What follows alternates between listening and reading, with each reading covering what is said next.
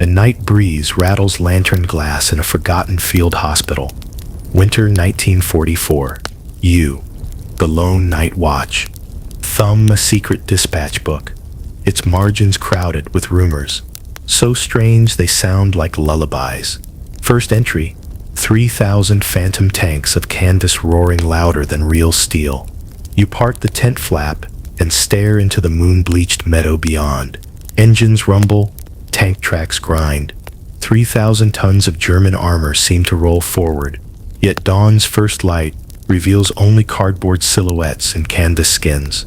Across the field, British engineers grin behind mirrors and loudspeakers, happily fooling an army. You exhale, amazed, and let stillness gather. Before you sink deeper into the pillow, brush a soft tap on like. If these hushed tales soothe you, let subscribe quietly follow. Leave me a quiet clue, a whisper of what your city is known for, but don't name it. I'll guess where you're listening from.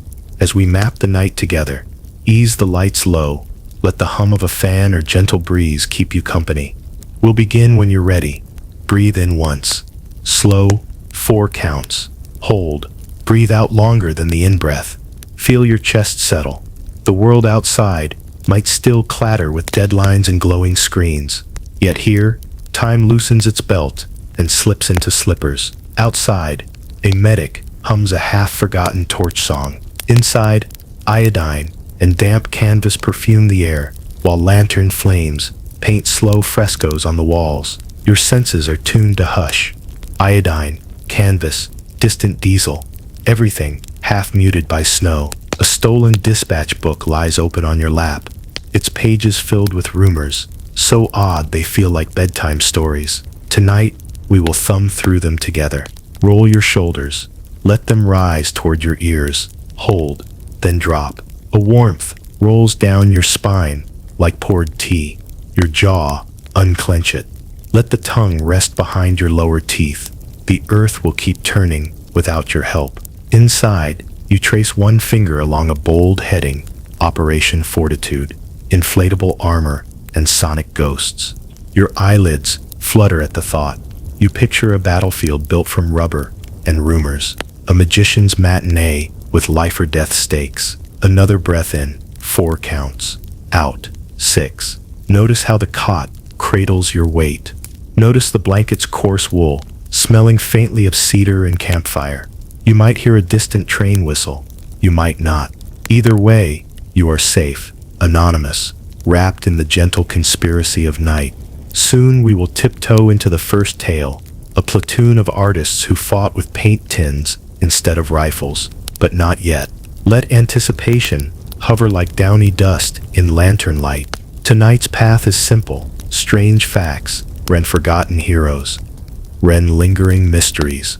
We'll stroll through each, circle back, and never hurry. Between them, we'll drift through half-dream interludes, vistas with no sharp edges, meant only for floating. So settle the dispatch book against your knees. Fold page 1. Hear the paper sigh. Another breath, in and out. Good. The field hospital fades, and a vast English meadow springs up in its place, moonlit, mist-laced, utterly quiet, except for the phantom rumble of tanks that have no engines at all. You step onto dewy grass that glitters like powdered glass beneath a waning moon. A canvas tank waits ahead, ropes dangling like puppet strings, smelling of fresh paint and cold rubber. From a distance, it looks every inch. A Sherman, treads, turret, even streaks of faux mud. Up close, a single poke would wobble it like a carnival balloon. These were the handiwork of the 23rd Headquarters Special Troops, nicknamed the Ghost Army, recruited from Broadway set builders, billboard painters, and jazz drummers.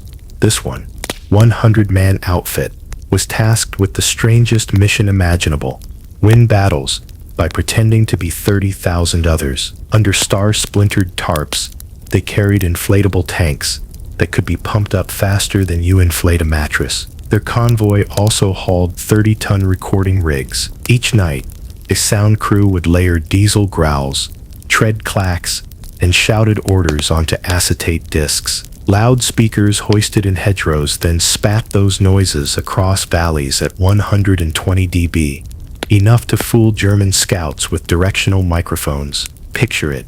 Dawn over the River Rhine.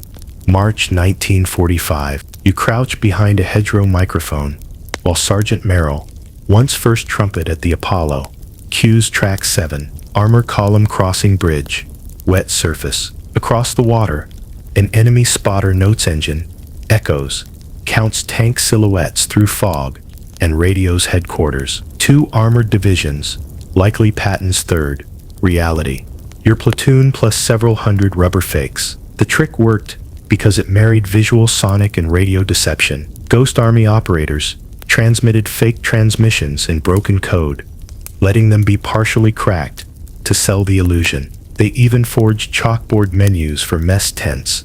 If German spies infiltrated disguised as local farm hands, every detail reinforced the lie. Yet the men behind the ruse lived a double life. By day they juggled logistics, diesel for air pumps, stencils for serial numbers. By night, many sketched watercolors or blew jazz riffs on battered cornets, documenting war as if it were a traveling circus. Some felt guilty is fooling an enemy with props, somehow less honorable than trading shells. Others called it the most humane trickery in military history. Better to pop a rubber tank than bury 10 real crews. A week later, after the Rhine crossing, local children found shreds of olive green latex in hedges, souvenirs of a battle that never quite existed. The war rolled on, but whispers of phantom armies lingered like echoes in a cathedral. You too still hear them. Faint engine noises fade in your ears. Even though the meadow around you is silent, your eyelids droop, grass softens into feather down, the moon melts into a lantern in some far-off ward. In that quiet ward, our next story circles high overhead. A shy Wisconsin farm boy who taught his twin-boom Lightning to hum a lullaby of cannon fire. More sky guardian than hunter. Let the meadow dissolve. Inhale once more. Exhale slower. When you open the dispatch book again, its heading glows anew.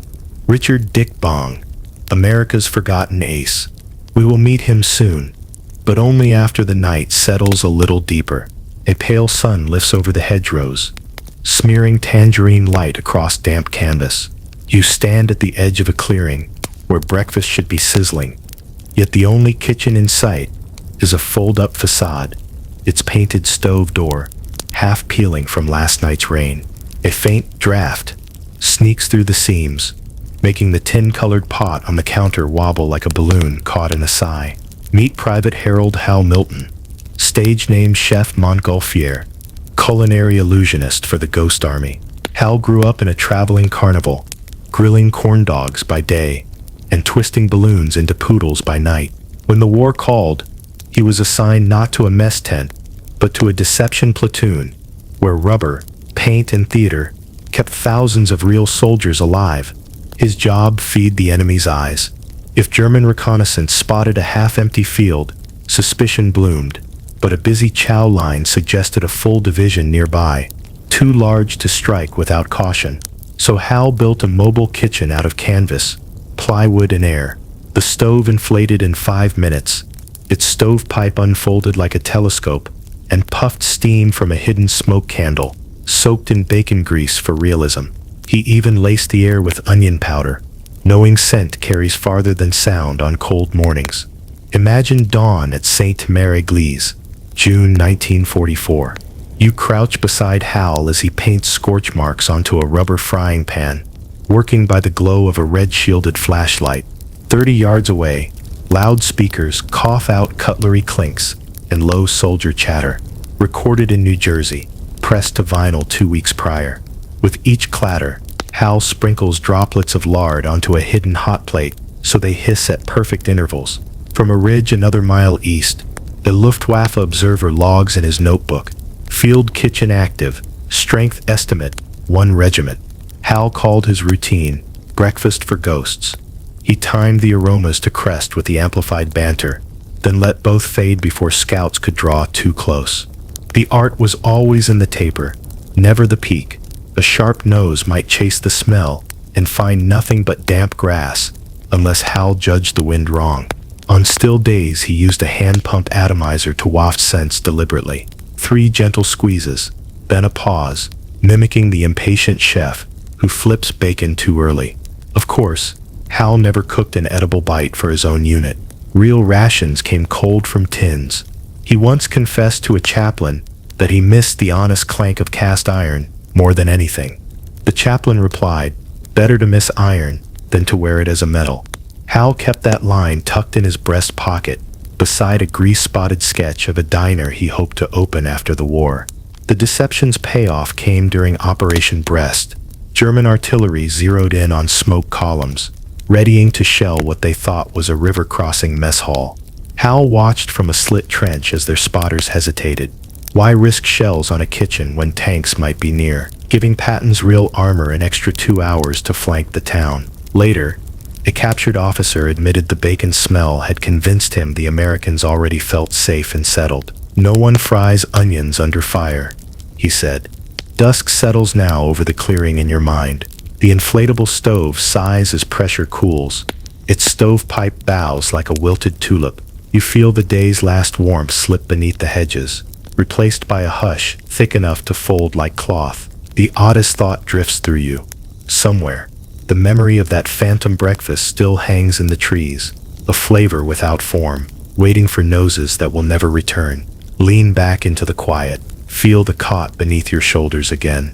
Nearby, the dispatch book rustles, turning its own page. A bold new heading waits. Project Habakkuk, the unsinkable ice carrier. An aircraft carrier, carved from frozen pulp wood and lake ice, dreamed up by prophets of logistics and mad science. Glide toward that chill vision, but do not hurry. Let the last trace of bacon fade sweetly in the air before we crack the next impossible blueprint. Starlight crackles off a sheet of midnight ice, and your boots croak with each cautious step. Ahead, a wall taller than a cathedral rises out of Lake Patricia's frozen skin, pale blue-white, veined like old marble. A riveted steel door stands half-set in that wall, ghost-lit by lanterns. You touch the surface and feel, not steel, not stone, but frost, as smooth as soap. Welcome aboard, Project Habakkuk, the ship made of winter itself. Talk about a chilled battle cruiser, eh? The dream began in 1942 with British inventor Geoffrey Pike, a restless mind who measured problems in teacups and solved them with children's clay. The Allies were desperate for mid-Atlantic air cover. U-boats feasted on convoys beyond range of land planes. Carriers were scarce, steel scarcer. Pike proposed building a floating runway out of Pikecrete, a mix of wood pulp and water that, when frozen, proved harder than plain ice and melted 10 times slower. He mailed a sample to Lord Mountbatten, who tested it by firing his service pistol into the block during a war cabinet meeting. The bullet dinged off. Cups rattled. Churchill's eyebrows rose like drawn curtains. Within weeks, Canadian engineers carved a 60-meter model into the surface of a secluded Alberta lake. They installed ammonia brine piping to keep the hull perpetually chilled, even in summer. Diesel generators exhaled vapor through stacks that glowed orange in the night, giving the iceberg the eerie look of a sleeping dragon. You walk her decks now, hearing only the distant cough of a compressor and the groan of creaking Pikecrete ribs under slow tectonic stress. Designers imagined a final vessel, 2,000 feet long, displacing 2 million tons, with walls 40 feet thick, torpedo-proof, bomb-proof, unsinkable. Unless the planet warmed a century overnight, its hangars would cradle Spitfires. Its corridors would smell of spruce sawdust forever sealed in ice. Yet for all its grandeur, Habakkuk hid one weakness: morale. Even on the test scale, the interior froze and breathed solid. Sailors joked they'd need penguin mascots instead of dogs. Heaters installed to warm crew quarters threatened to melt bulkheads. Stronger chillers threatened to frostbite the cooks. You duck into a narrow passage where raw timber braces the icy ceiling. A single bare bulb hums. Its warmth causes droplets to bead. and immediately refreeze on your coat sleeve. Overhead, frost feathers spread like slow-motion lightning. Someone has chalked figures on the wall. Evaporation rates, steel savings calculators, a rough sketch of the North Atlantic plotted with convoy arcs. Every number glimmers with optimism, but each drip of meltwater ticks a quiet countdown. By spring 1944, steel supply had improved, escort carriers multiplied, and Habakkuk's cost soared to rival a small fleet. The Admiralty quietly scuttled the plan. Engineers shut down chillers. By summer, the model sagged into the lake like a weary swan. Jeffrey Pike moved on to new impossibilities. His iceberg dream dissolved into campfire trivia. Yet some nights like this, wind still flips through abandoned blueprints left on the lake shore. You imagine a full-scale Habakkuk steaming through fog, propellers churning black water into crystal dust, its runway glowing under aurora green. A plane lands, tires squeal on compacted snow, and then you blink. The deck beneath you is only starlit ice once more. A hush settles. The lantern winks out. Compressors die. The great wall of frost exhales a final sigh as though relieved of duty. Far off, a whistle blows. No steel ship's horn, but a lonely railway guard calling through winter dark. That sound will follow you into the midnight fjord. Our first dreamy interlude, where echoing ice groans lull the brain like distant whale song. Let the frozen giant fade behind you. Inhale the scent of cedar smoke drifting over sleeping spruce.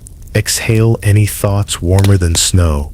Moonlight silvers the water until every swell looks like hammered pewter. You stand at the rail of an empty supply barge, drifting through a fjord so narrow the mountains lean close like eavesdroppers. Their black faces catch stray glimmers, revealing crags, snow seams, and hanging pines that sway without sound. Far below, the sea breathes, slow in, slow out, rocking the deck like a cradle that never quite finds stillness. Somewhere behind you, the diesel engines died an hour ago. Now only a clock tick echoes in the pilot house, each second softened by layers of frost on the glass. You draw your coat tighter. Wool scratches your neck in the gentlest way, like a sleepy cat needing a blanket. Wind slips through tar-coated rope and hums a single low note, an accidental cello string stretched across night.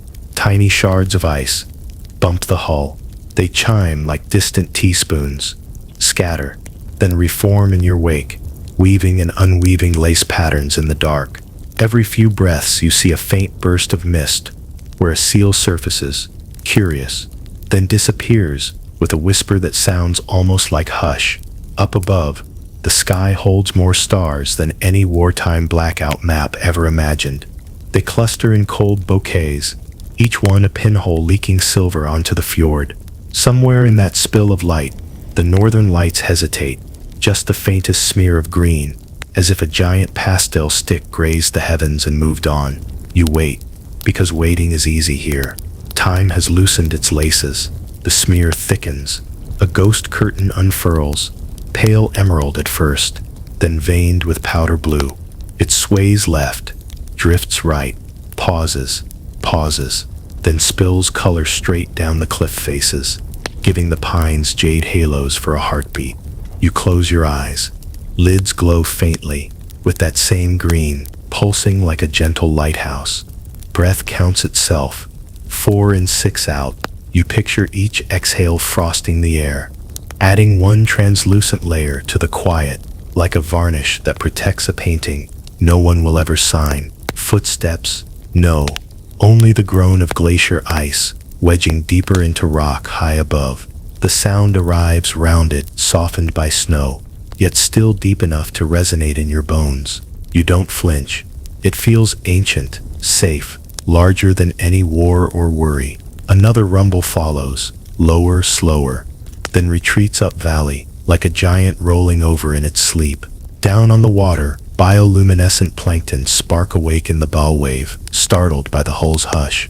They sketch a turquoise fringe along the keel, flicker twice, and vanish, little promises of tomorrow's dawn hidden inside the sea. You lean over the rail just far enough to follow their glimmering trail until it fades into nothing, swallowed by the fjord's throat. For a long moment, every element holds steady. The stars unswayed, the aurora keeping its curtain half drawn, the water rocking only as much as it must. In that steadiness, you sense the dispatch book resting in your coat pocket, its weight warm against your ribs despite the cold. Pages rustle, though no wind finds them. Perhaps the book is eager, turning itself to the next heading on your behalf. But headings can wait. This interlude honors stillness. You let shoulders sink, jaw unclench, and let the rail take half your weight. Knuckles warm against chilled steel. Heartbeat slows until it matches the fjord's deep pulse. Across the water, a lantern sways on an abandoned dock,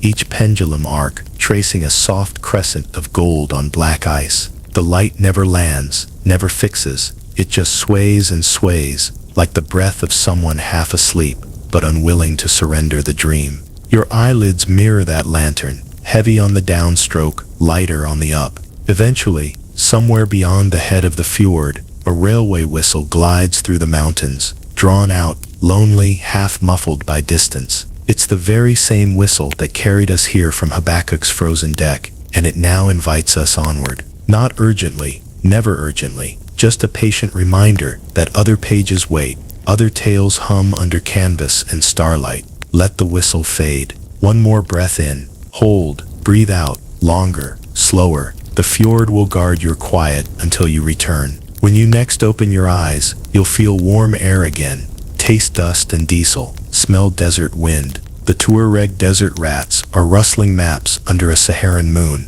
But for now the rail cools your palms, and the aurora sways above like a lullaby written in light. Dawn blushes the ragged palms of Dobodura Airfield, Papua New Guinea, 1943. Humid air, tastes of hot metal and ripe mango. Thunderclouds perch like anvils above jungle ridges. You stand beside a silver-skinned twin boom fighter, the Lockheed P-38 Lightning. Its nose art a smiling portrait of a young woman. Her name is Marjorie Marge Vattendahl, the pilot's sweetheart. Her grin has braved every sortie painted on this aluminum shell. The pilot himself, Major Richard Ura Dick Bong, approaches with the unhurried gait of someone strolling to a Sunday picnic rather than into enemy flak. At age 23, Bong has already mastered the sky like a pianist knows middle C. Growing up on a Wisconsin farm, he shot clay pigeons off barn roofs and herded cows with a biplane borrowed from the local crop duster. In war, he perfected a maneuver fellow pilots called the yo-yo, from hell, diving below a formation of Japanese fighters, then lashing upward into their blind spot, cannons roaring. While others counted victories on a clipboard, Bong marked his on Marge's painted cheek with tiny red rising sun decals, 40 in all, a record no American has surpassed. Yet fame sat awkwardly on his shoulders when stateside papers crowned him. Ace of aces, Bong shrugged, signed autographs shyly, and dreamed of ice fishing back home. War bond tours paraded him through cheering crowds. He endured flashbulbs only because extra funding meant more planes for friends still out there. Between appearances, he phoned Marge, apologizing that her painted smile was now a public emblem. She laughed and told him to fly safe. He promised, then added another dawn patrol to his log. You crouch near the Lightning's nose and trace a fingertip over sun-warmed aluminum. The metal smells of oil and tropical rain. Ground crew check ammo belts, wipe canopy glass, and slap the fuselage twice for luck. Bong climbs in, waves with an almost boyish grin, and taxis toward the coral-crushed runway. Engines howl in stereo. Prop wash ripples banana leaves. Then the P-38 leaps into humid blue like a dragonfly, skimming a pond. The dogfight that morning is quick, surgical, almost silent to those on the ground. Bong dives through clouds, loses a 3-second burst, and climbs away while an enemy Zero spirals into the green canopy below. No celebration crackles across the radio, only a clipped one oil leak. Heading home. Back at base, He radios the tower with practiced calm, greases the landing, and signs maintenance forms before breakfast has cooled. Crewmen grin. Bong blushes. Someone slips another decal on Marge's cheek. Late in 1944, the War Department grounded him, too valuable to lose. He married Marge in a snowy Wisconsin church, then accepted a stateside role test flying the new P-80 Shooting Star jet. On August 6, 1945, the same morning news of Hiroshima reached radios. Bong's P-80 flamed out on takeoff over Burbank. He ejected too low. The ace of aces fell not in combat, but under a warm California sun, miles from any front. Headlines competed with world-shaking news. Within days, his name slid beneath the fold. You stand again on that silent runway in your mind. Palm trees swaying over empty revetments. A lone P-38 rests under canvas. Marge's smile fading in the sun. The air smells of kerosene and distant rain. Cicadas start a slow chorus, steady, hypnotic, like the tick of a ceiling fan that keeps sleepers company. Somewhere beyond the palms, desert drums gather. They will guide us toward the Tuareg desert rats. For now, breathe in the lingering scent of aviation fuel, sharp, clean, oddly comforting, and breathe out a farewell to the quiet farm boy who once chased clouds for a living. Heat leans against you, like a thick wool cloak turned inside out. Wrong season, wrong continent. Midnight in the Sahara still shimmers at 38 degrees Celsius. Each breath tastes of warm copper and bergamot dust. A half moon floats above the dunes. Its glow the only compass worth trusting now.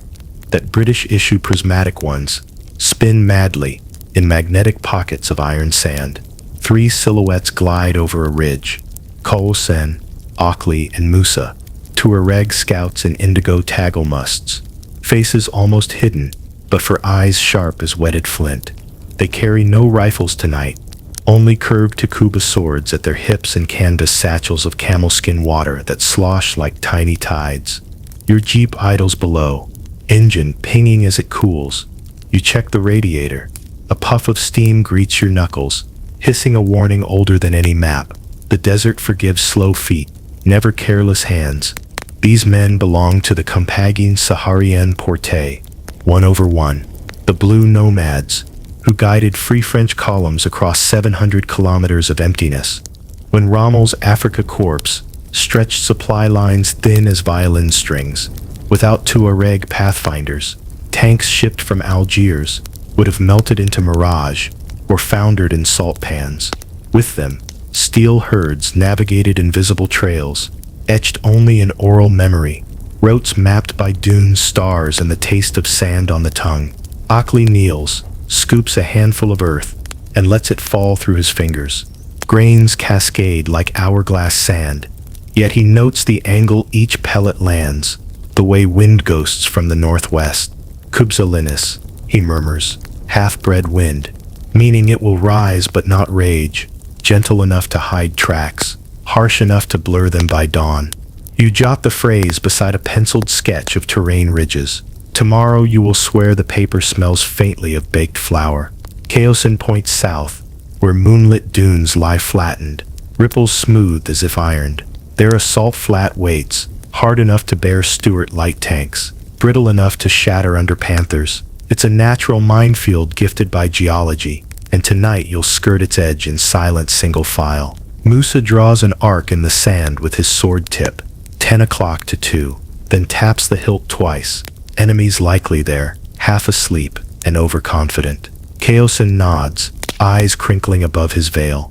Musa leans closer and mutters English, learned from a downed RAF pilot. We make them chase mirage. Good exercise. Then winks. That's the joke.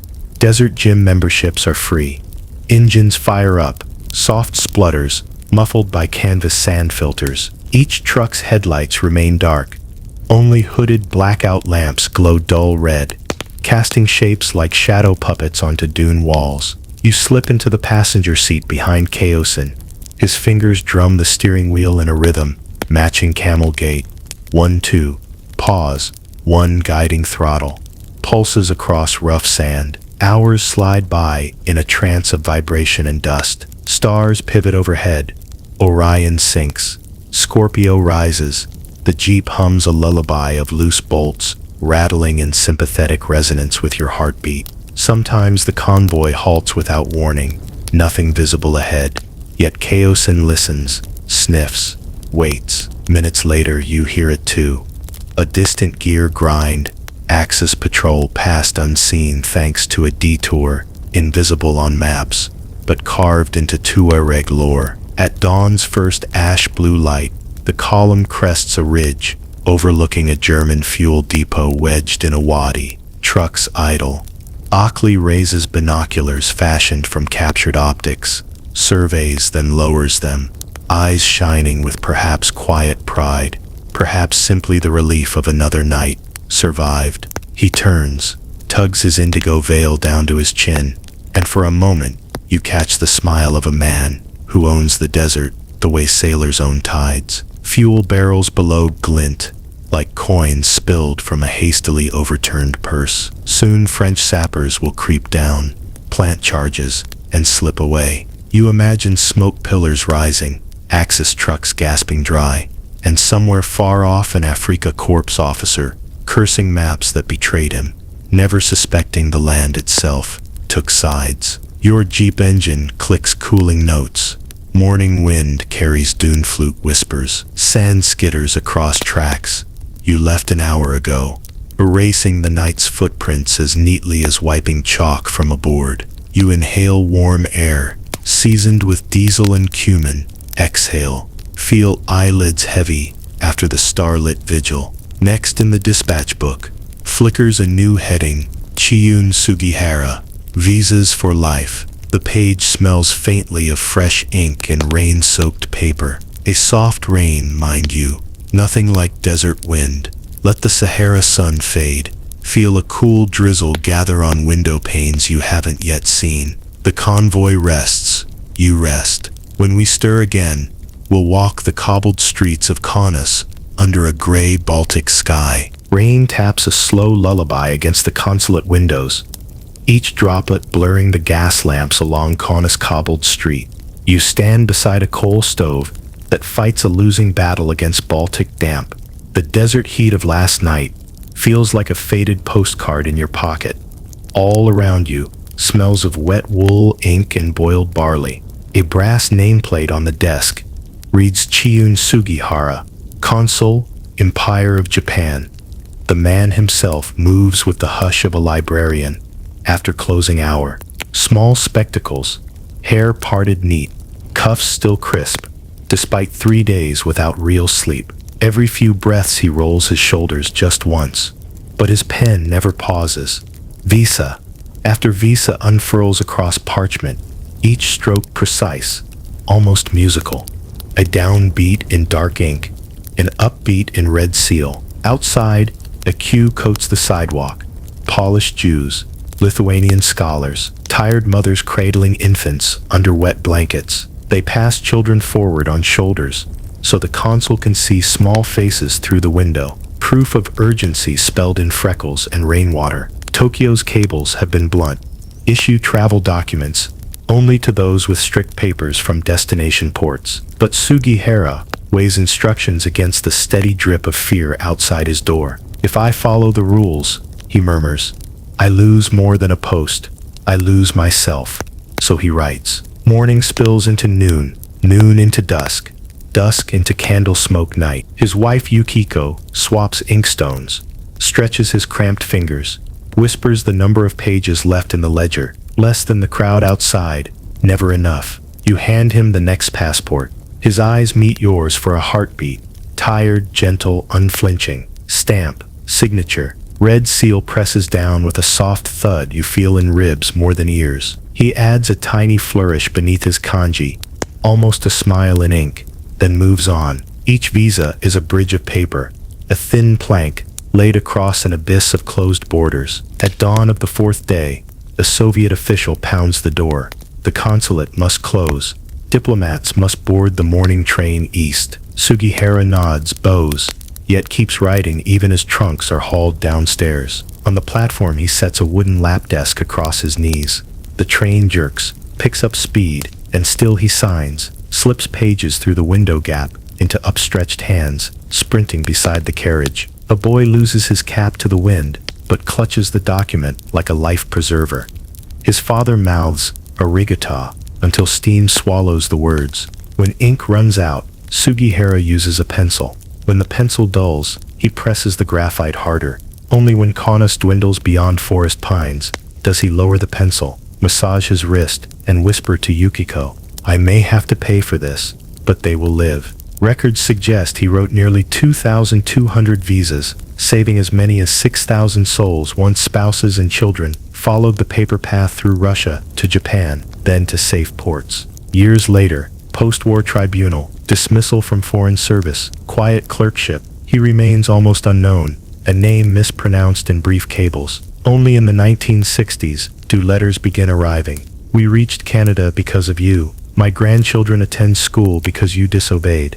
Sugihara reads them at night, in a small Yokohama apartment, candlelight reflecting on still steady spectacles. He rarely replies beyond, "I only did what anyone should." Rain still patterns the train window in your mind, each droplet a tiny lens magnifying faces on the platform.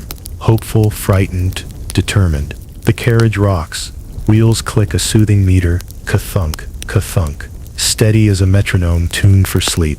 Lanterns swing in overhead racks, throwing soft gold crescents across wooden walls. Their sway beckons you toward the aisle, past curtained compartments, where passengers doze, clutching new futures, printed in midnight ink. Let the stove's fading warmth drift from your shoulders. Blink once.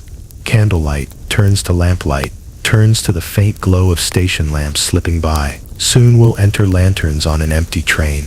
There, soft wheels and distant whistles will rinse the taste of damp ink from the air, preparing ears for the mysteries that follow. For now, breathe the faint scent of cedar sleeper ties. Let your heartbeat find the rhythm of rolling steel, and watch a single raindrop race the window edge until it vanishes into night. The train has slowed to a hush so soft you feel, rather than hear. The wheels kiss the rails. Carriage lights dim to embers. Only 3 ceiling lanterns keep vigil, swaying with the easy grace of kelp in a moonlit tide. Their brass frames cast honey-colored ellipses that glide across green velvet seats, over polished armrests, then fade beneath the aisle's runner like small suns setting in miniature. Outside, the world is fog and silhouettes. Bare poplar trunks drift past as pale vertical smudges. An occasional barn roof appears, rimmed in frost, then dissolves into gray. The track curves left-right, left again, the lanterns answering each bend with a slow pendulum arc. In the lilt of their sway, you detect an unhurried heartbeat, steady, certain, ancient as iron. A soft rain begins. It taps on the tin roof, then runs in mirrored ribbons down the window glass. Every droplet magnifies a tiny world before sliding out of sight. One lingers, trembling, at the edge of the sill. Another joins it, and together they merge. Quiet applause, then downward glide. You follow their path until they vanish into the darkness between carriage and track. Lean back against the high-winged seat. Notice how the velvet presses gently behind your shoulders, as if guiding them lower into quiet alignment. Roll your shoulders once, let them rise, hold and fall. Feel the space you've just made for your breath to widen. Inhale slowly through the nose, a count of 4. Hold, light as a lantern's pause at its highest arc. Exhale for 6, letting the air leave like steam slipping under a corridor door. Somewhere down the carriage, a luggage rack creaks, then settles. Perhaps a suitcase shifted, perhaps the whole train sighed. The sound is soft enough to blur into the rain's patter, yet distinct enough to remind you that everything here has a small life of its own. Bolts warming and cooling, curtains breathing in drafts, brass handles, dreaming of the touch of morning light. Your gaze drifts to the aisle. Each lantern's glow finds tiny motes floating, flecks of dust, maybe specks of charcoal from the engine smoke, dancing in lazy spirals. They catch the light, for half a heartbeat before disappearing into shadows that pool like dark silk at the base of every seat. You watch one more dip, rise, pivot in a gentle tumble, a solo waltz that lasts just long enough for a smile to form at the corner of your mouth. The train eases through a wayside station.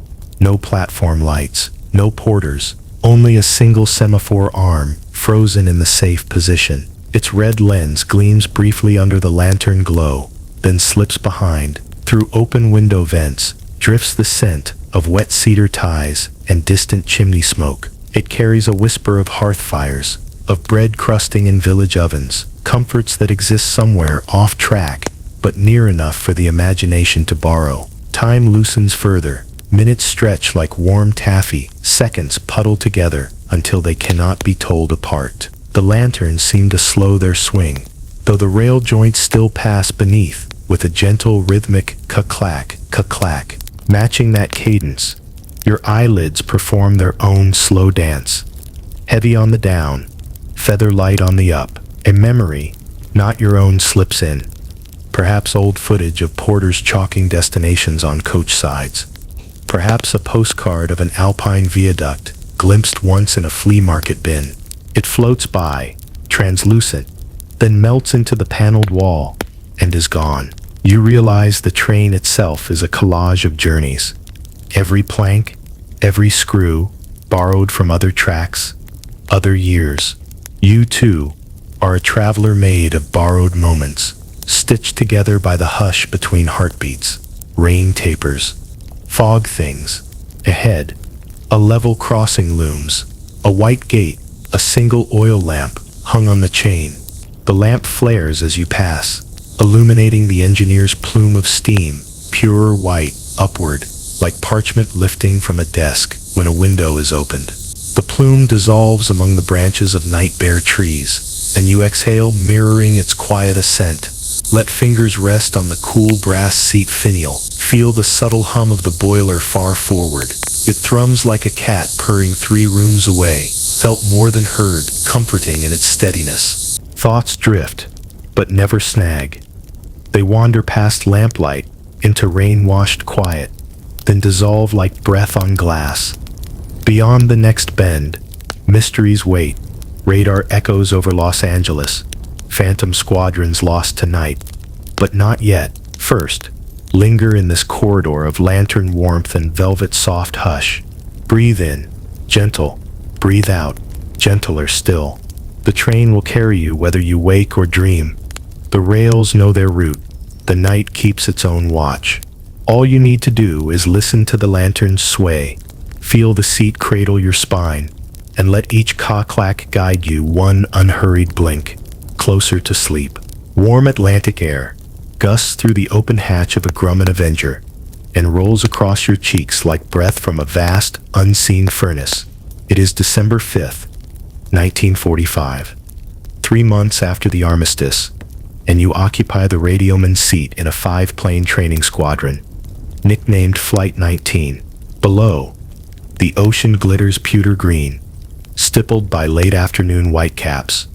Above, clouds tower like alabaster castles, whose foundations crumble into haze.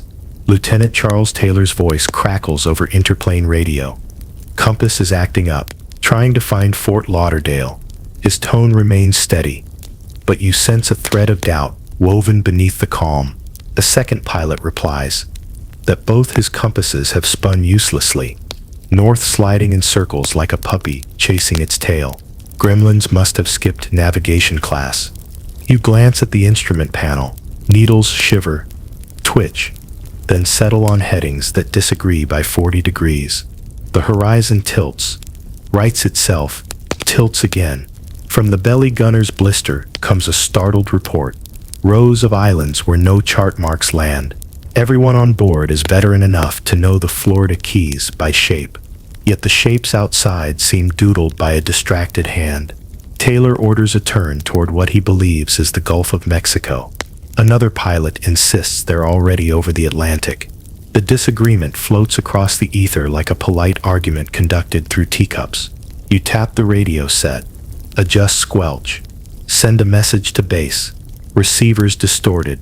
Cannot get bearings. Static replies. Heavy, grainy, almost granular, as though sand had been poured into the circuitry. Clouds suddenly thicken. They swallow sunlight and spit back a milk-gray gloom that erases east-west memory. Inside this cotton labyrinth, engines drone in minor harmony. 3 low notes, 2 high, reassuring yet somehow solemn. You check fuel, 2/3. Enough if you fly straight, not enough if you wander. Taylor's next transmission reaches you warped. Syllables bent like light through thick glass. Must be above the Bermuda Triangle section. Something wrong. His words fade into a sigh of white noise, then blossom into foreign stations overlapping. Portuguese doubling, German doubling gospel hymns, until the radio resembles a restless dream, unable to choose one story. Rain begins. Not hard, not lashing, more a mist, yet each droplet clings to the canopy like tiny convex mirrors. The ocean below pulses darker, its surface puckered by invisible fingers. For a heartbeat, you think you see another Avenger's wingtip, painted number 28-3, but the mist swallows it whole. Time stretches, minutes shear loose from the hour, drift like feathers, settle who knows where. Fuel tanks dip toward half. The crew keeps voices calm, but sentences shorten, pauses lengthen. At 1750 hours, the last clear sentence reaches base. All planes close up tight. We'll have to ditch. Unless we landfall, when the first drops to 10 gallons, we all go. Then silence. Pure, clean, immense. It feels like the moment between inhale and exhale. Held too long. You feel the plane itself listening, as though metal might catch an echo. The human ear cannot. Nothing comes. No wave bounce on radar. No second-hand chatter from passing liners. Only engine drone.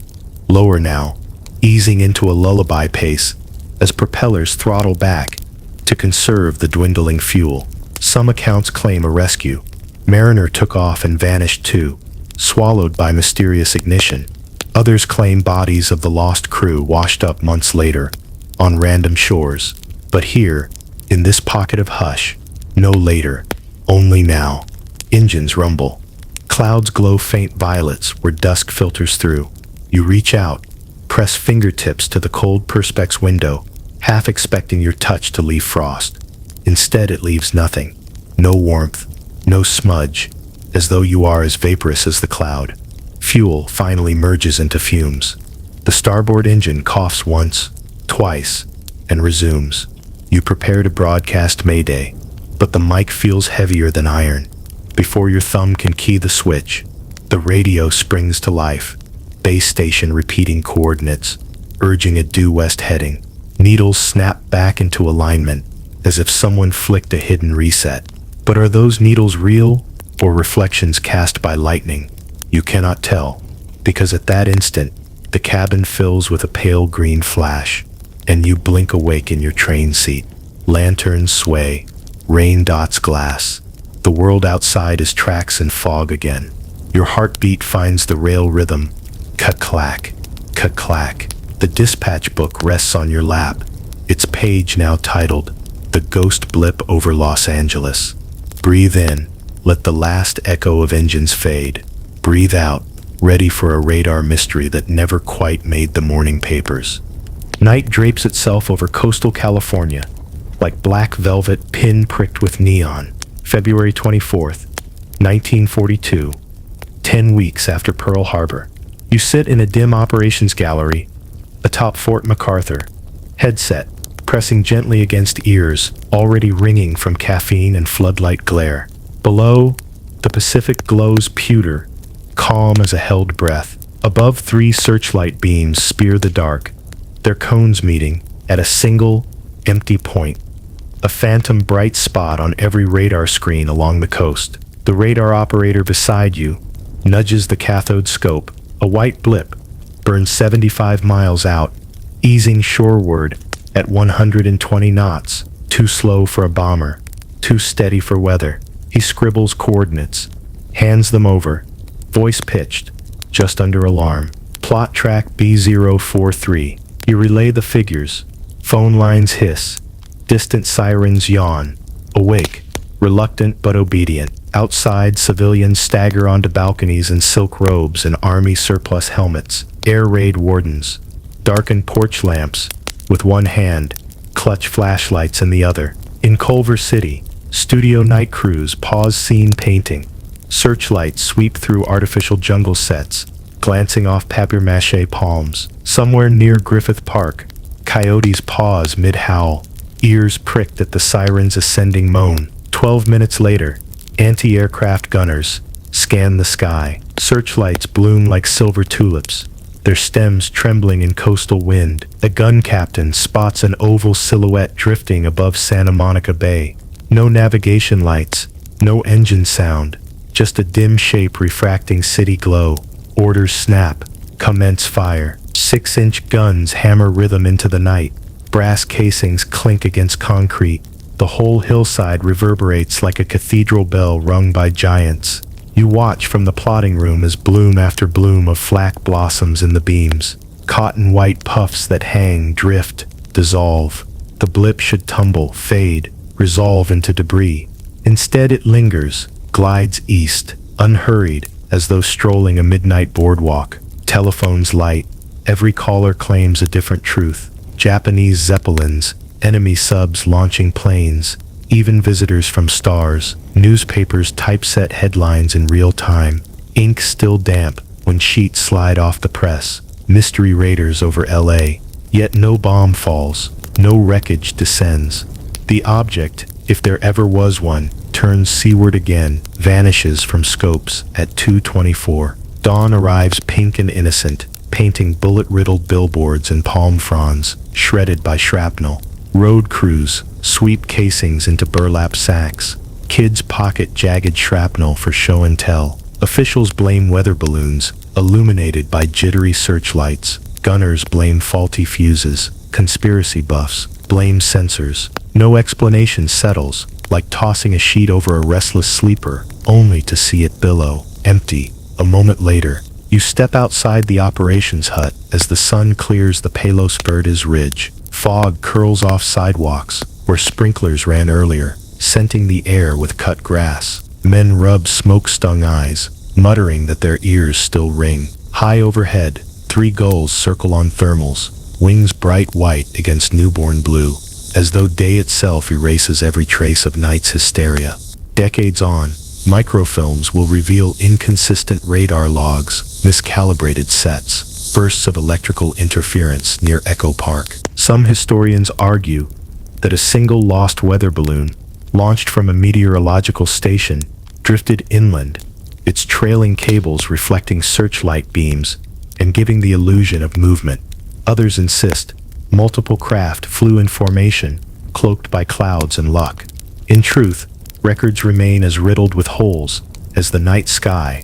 After 1,400 rounds of flak, you inhale coastal morning, salt, tar, faint jasmine from hillside gardens, and exhale the last tang of gunsmoke memory. The dispatch book grows warm in your hand, pages flipping with a breeze you barely feel. New heading: the disappearing battalion, Gallipoli's vanished regiment.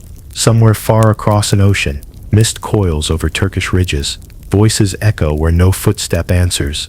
But before we march into those shrouded gullies, let the California sun set in silence once more.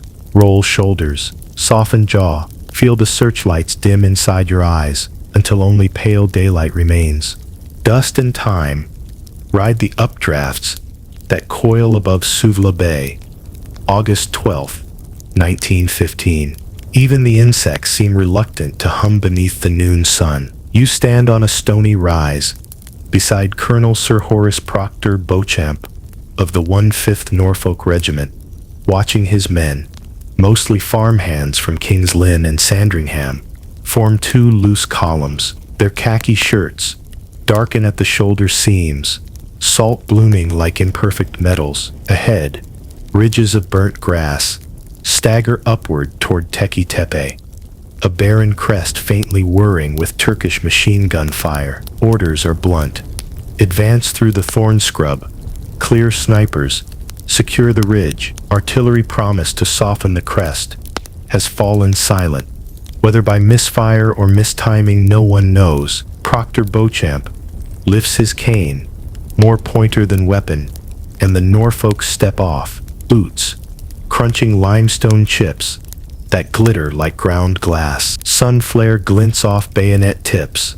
From a distance they might be a slow river of sparks flowing uphill. 200 yards in, heat ripples distort the view. A pale vapor, part gun smoke, part sea mist boiled from the bay, rolls out of a shallow ravine and climbs the slope sideways, indifferent to wind. Rifles crack to the left. Reply fire chatters to the right. But the Norfolks march on, swallowed one file at a time by the gauzy veil. From your vantage the columns dissolve, shoulders first, then helmets, then the bobbing white sunshield sewn onto each pack, until only the dusty shimmer remains, whirring like a spun coin about to settle. Runners return hours later, sun-blistered, wide-eyed, reporting that the Norfolks pushed too far, too fast, and vanished beyond a fold in the ground. No signal flares rose, no stretcher parties dragged back wounded. At dusk, a gull wings silently over the ravine where they entered. Nothing else stirs. When roll call was taken that night, 267 men and 16 officers answered with absence. Weeks turned to months. Autumn gales gnaw trench parapets. Winter rain skirts like icy beads along canvas tents. Search patrols find spent cartridges, torn webbing, a single Norfolk cap badge caught in thorn. But no bodies, no rifles stacked in surrender, no grave mounds that foxes might disturb. Rumors sprout faster than spring grass. The battalion captured en masse and marched inland. The men deserted, disbanded, absconded into Anatolian hills. A freak shell explosion buried them in a collapsed gully. A low white cloud descended, engulfed the regiment, and rose again, leaving naked earth. So claimed 3 soldiers in the 1/4 Suffolks, who swore an oath before chaplain and candle. Back in England, King George V requests updates. Many of the missing worked on his Sandringham estate. Letters to families deploy the phrase "lost in action," like gauze over an unhealed wound. Mothers search newspaper maps, measuring Mediterranean distances with trembling rulers. One farmer tells a priest he still sets a place at Sunday tea, in case Jack walks in itchy for jam. It is not until 1919, after the armistice, that a graves registration unit patrols Teke Tepe with shepherd guides. They locate a shallow cleft, choked by willow scrub. Sunlight catches on tarnished Lee Enfield barrels half buried in silt. Scattered remains, boots, enamel mugs, marked NF, fragments of regimental Bible pages, confirm the Norfolks fell in chaotic retreat, likely cut off and overtaken by counterfire. But by then the legend is already stubborn, clinging to veteran pubs and parish halls.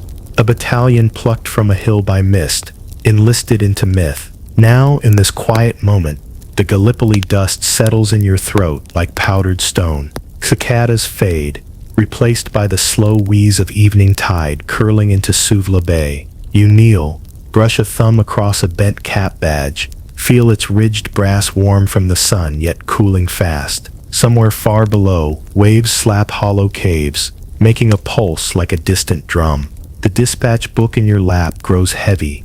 Wind riffles a fresh page titled Moonlit Coast, Morse Beacons. Let Teke Tepe recede into indistinct silhouettes. Draw one breath, taste the ghost of time on the air. Exhale, and listen for the soft hiss of waves that will soon guide us to a shoreline where coated beeps drift over dark water like sleepy fireflies. The train has long since vanished. Now you stand barefoot at the edge of a quiet cove where moonlight pours like liquid tin across a sheet glass sea. Each wavelet arrives small and polite, lifts a lace of foam, then bows and slips away, leaving the sand smooth as parchment. A half circle of chalk cliffs rises behind you, their faces glowing pale blue under the moon. as though the night had been sketched in soft pencil and gently smudged for hush. A single wooden jetty juts into the hush. Its planks are weathered to the color of drift fog. Iron bolts bleed thin streaks of rust down the grain. You step onto the first board. It creaks, not rudely, but in the drowsy way an old door thanks you for visiting. Farther out, ropes slap wooden pilings in a lazy rhythm that matches slow heartbeats. Between slaps, silence widens until even your breaths feel borrowed. Across the water, on a low headland, stands a lantern tower no taller than a farmhouse chimney. Its lamp is hooded, lens turned to sea. Every 27 seconds, the hood rotates, releasing a brief fan of yellow that skims the waves like the sweep of a giant paintbrush. Light touches the cliff walls, skips across your jetty, then fades, allowing darkness to knit itself whole again. Another sweep follows, soft, measured, timeless. Yet beneath the lamp's rotation lies another pulse. Beep, beep, beep, beep, beep, beep, beep. A faint Morse code whispering across the bay. The tone is thin, almost hesitant, as though tapped on a biscuit tin with the tip of a spoon. You tilt your head, letting the pattern settle against your eardrums. Dit, dit, pause. Dit, longer pause. Dit, dit, dit. It repeats. Gentle, patient, content to be decoded only if you care to listen. Somewhere in the signal room, a lone operator sips lukewarm tea, taps ivory keys, and watches needle gauges quiver like moth wings. A breeze glides inland, bringing the scent of kelp, wet rope, and distant heather. It rustles the hem of your trousers and raises goose skin on shins cooled by spray. You close your eyes. Inside the lids, silver residuals ripple, forming vague shapes, perhaps fishing boats bobbing under nets of starlight, perhaps phantom infantry marching out of a misted ravine, perhaps nothing at all but nerves settling after long vigil. Whatever the shapes, they drift, merge, and dissolve the instant you try to name them, leaving only an aftertaste of calm. High overhead, clouds meander in thin, translucent herds. They drift across the moon's face, thinning its glow until beach pebbles turn from quicksilver to pewter and back again.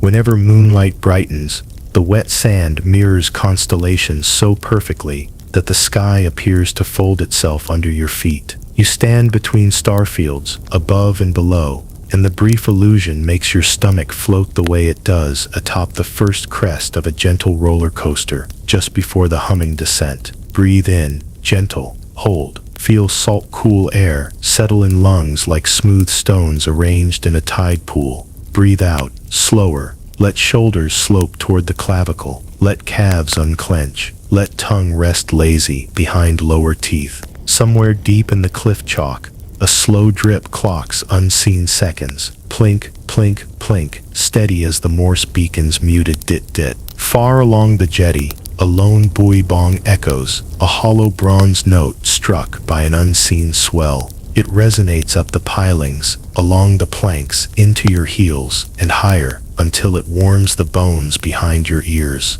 The sound fades, but a sympathetic vibration lingers in timber and marrow alike. Another wave, another bong, softer now, as though the buoy too grows sleepy. You walk to the jetty's end. The boards are slick with dew, but your steps remain sure, guided by moon glaze pooling on each plank. There you find a wooden crate, lid gone.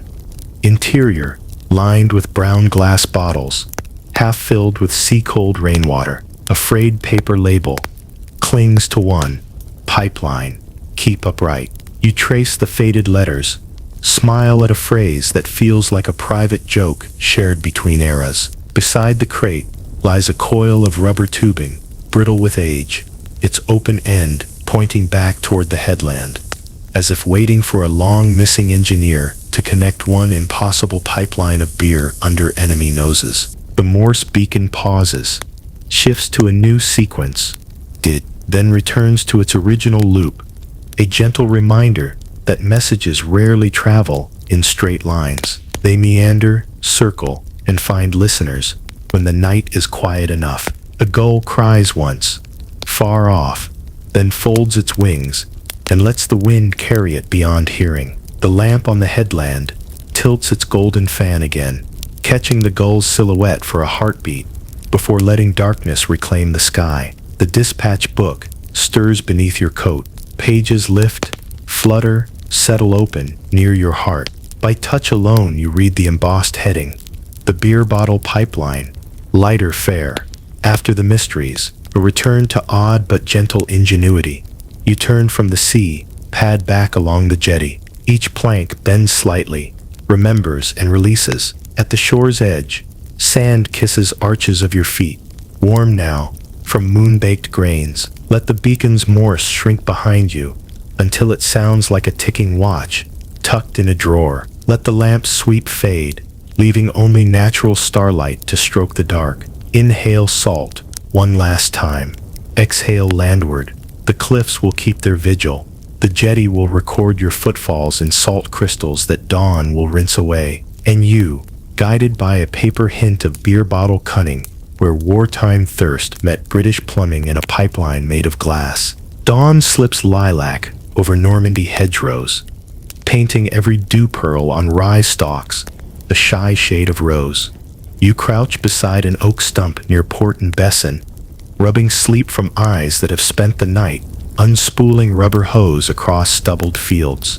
A faint malt scent hangs on the breeze, unexpected, comforting, almost absurd, so close to mine craters and tank ruts.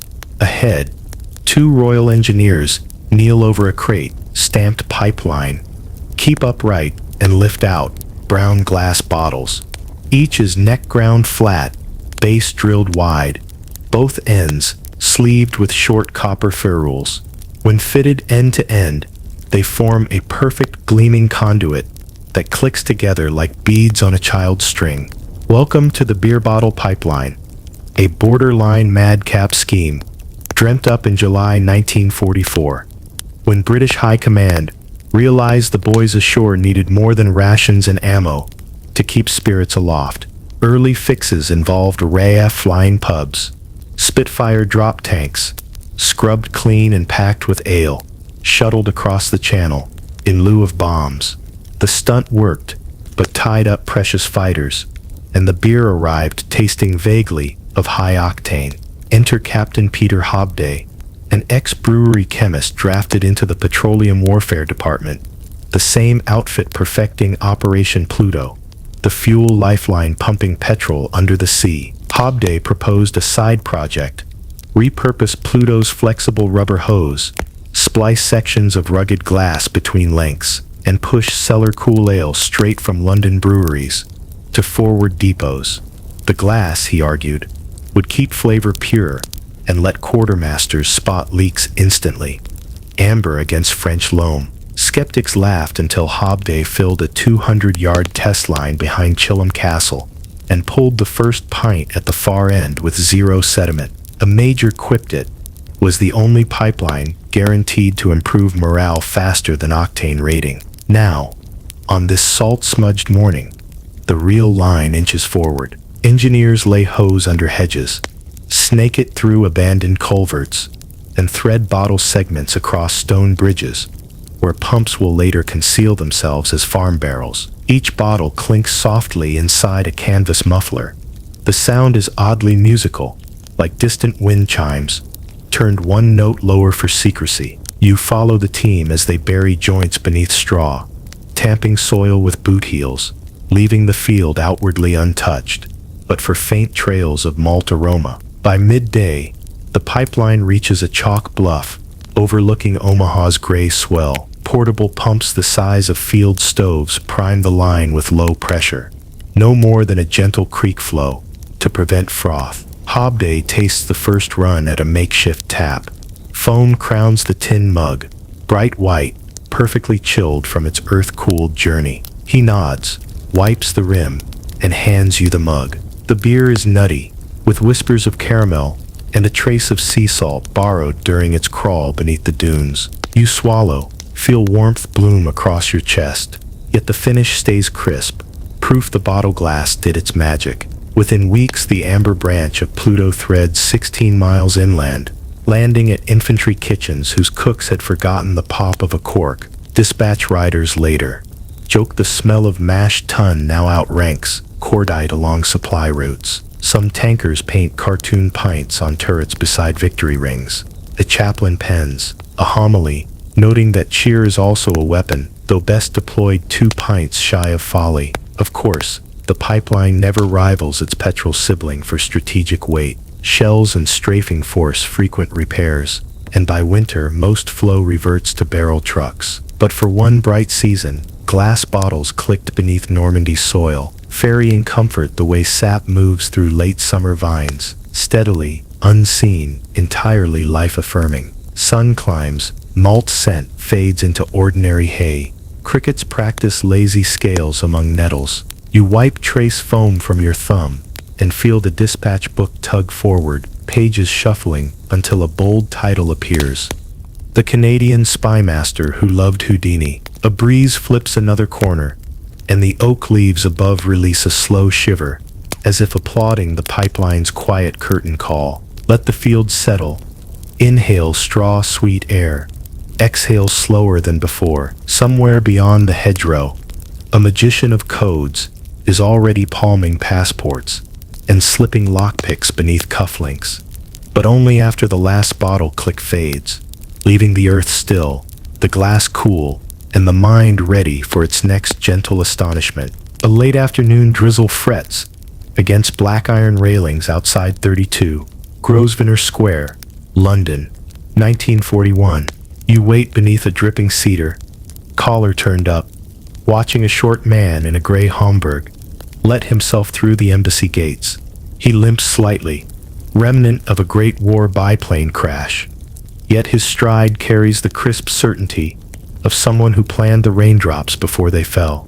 This is Sir William Little Bill Stevenson, codename Intrepid, Director of British Security Coordination, and by Churchill's own telegram, the man called Intrepid. Staff whisper he can pick a Yale lock faster than most men can shake hands. A hobby he picked up, studying Harry Houdini's escape routines in Winnipeg Nickelodeons. Inside, the foyer smells of varnished oak and damp wool. Stevenson doffs his hat, flicks 2 droplets to the umbrella stand. Never 3, superstition borrowed from magicians, and glances at the ornate grandfather clock. Time, he murmurs, is the only safe cracker that never hurries. With that, he beckons you down a narrow stair to a basement suite, buzzing with teletype clatter and tobacco haze. Maps of the Western Hemisphere paper the walls, each pinned with multicolored threads, spider webbing from New York to Rio to Bogota. Stevenson's mission is equal parts stagecraft and swordplay. Turn Roosevelt's neutral America into arsenal of democracy while hunting Axis espionage across the Atlantic Rim. He funds films, plants rumors in radio dramas, even arranges accidental subway briefcases stuffed with forged Nazi invasion plans. His favorite ruse, staff recall, involves training Canadian Mounties to pose as embassy janitors, sweeping floors while eavesdropping on enemy diplomats. Proof that a good sweep can be more revealing than a hard interrogation. Cue tonight's gentle joke. The broom is mightier than the sword, especially if you hide a microphone in the bristles. You pause at a table stacked with slender gadgets, fountain pens that spray tear gas, tie clips wired as Morse keys, paperback novels hollowed to hold microfilm. Stevenson opens one such book, The Adventures of Houdini, and withdraws a silk thread no thicker than a spider line. Pianissimo wire, he explains. Houdini used it to lift keys off jailer hooks. We use it to lift secrets off enemy desks. He demonstrates, looping the filament through a crack beneath a locked drawer, twitching his wrist ever so slightly. The drawer pops with a click that sounds suspiciously like applause from an audience too polite to wake. Across the room, a clerk feeds paper into a latest model Rockex cipher machine. Stevenson personally funded its prototypes, citing lessons from magic, misdirection, speed, practiced rhythm. Each clack of the keyboard shuffles letters into unreadable dance, yet to him the noise rings as clearly as Houdini's padlocks snapping open on cue. He leans in, decodes a single strip by eye, and smiles.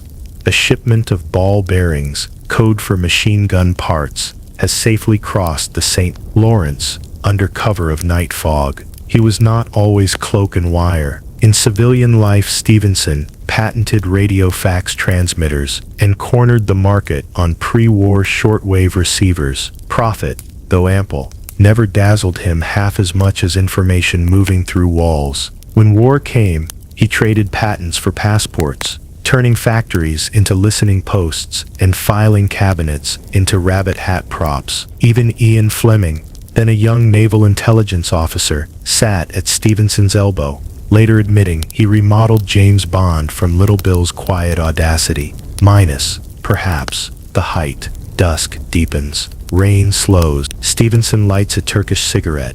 The match flare, revealing soft crow's feet around eyes that have measured more secrets than sunsets. He draws once, flicks ash into a brass tray shaped like a magician's top hat. The trick, he says, is never about hiding reality. It's guiding the audience to watch the hand you choose. He pinches the ember, snuffs it without a hiss, and turns to you. America still wavers. Tomorrow we show them a letter, unsigned, unheaded, that hints at U-boat docks in Bahia. Real?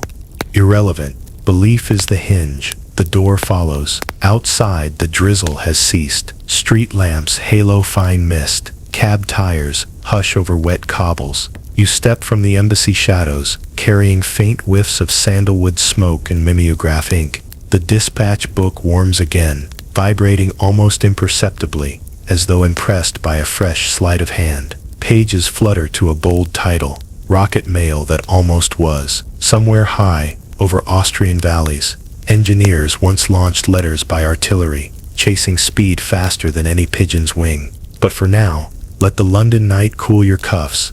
Let Houdini's wire slip silent into your memory and follow lamplight reflections toward the next improbable invention waiting to unfurl. A crisp alpine dawn washes lilac over the Graz foothills. 1931. Frost feathers the pine boughs. Breath clouds linger like tiny steam engines. You kneel beside a slim, fin-tailed cylinder, resting on a wooden launch ramp. Its nose cone bears a painted red stamp. Mit Raketen Post. Eel Stelling. By Rocket Post. Express delivery. Beneath that, a smaller scrawl, part boast, part warning. Reads fragile explosive.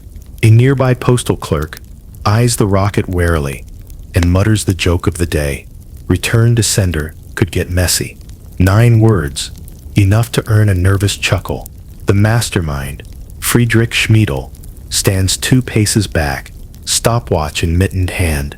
A civil engineer by trade, amateur astronomer by night, Schmiedel dreams of ending postal delays by skipping roads entirely. His plan is elegantly simple.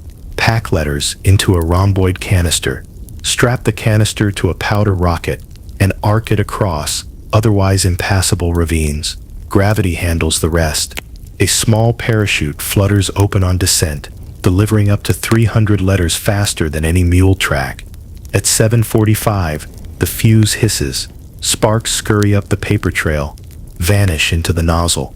A roar erupts, brief but startling, and the rocket leaps, carving a bright scar across pastel sky.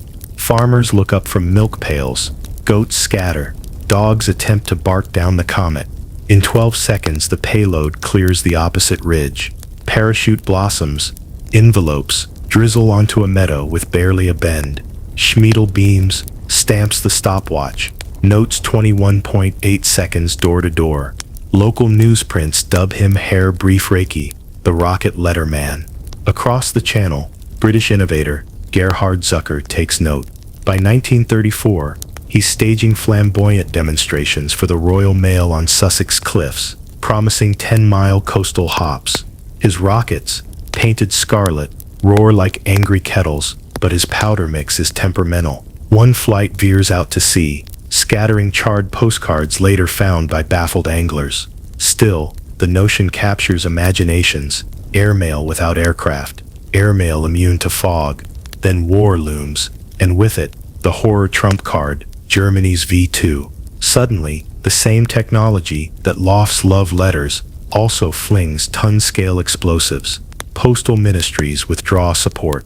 Authorities ban civilian rocketry. Schmiedel destroys blueprints rather than see them weaponized, burying drawings under cedar planks in his attic. Zucker flees accusations of espionage. Rocket tubes confiscated as evidence.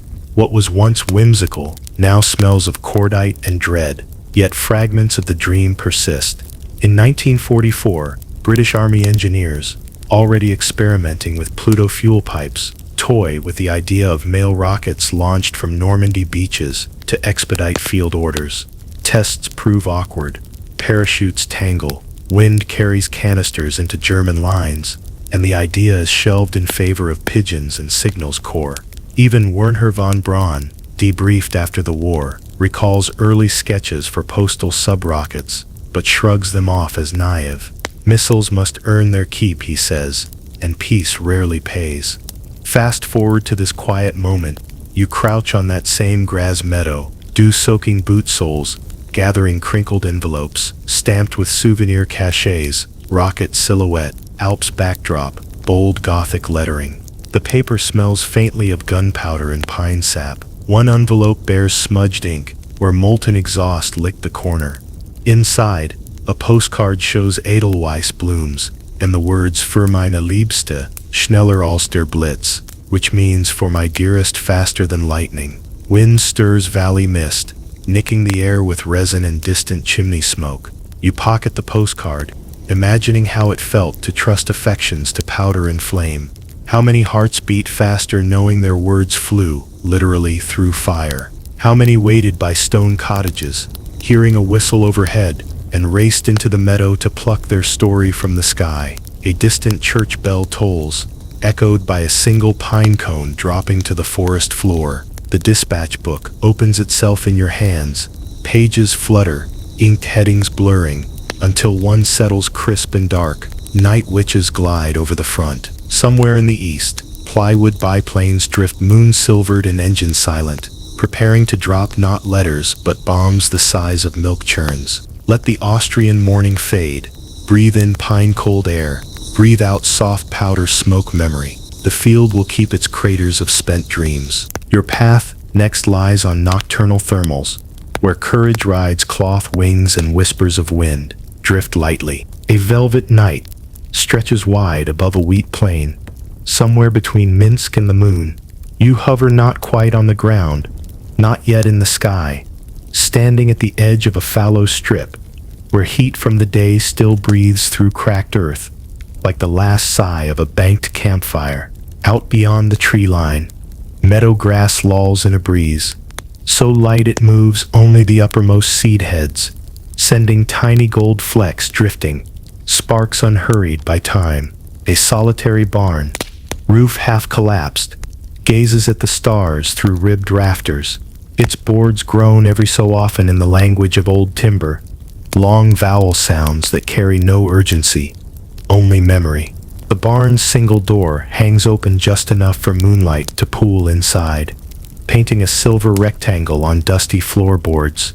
Moths circle that spill of light with lazy geometry, as if mapping secret constellations known only to wings and dust.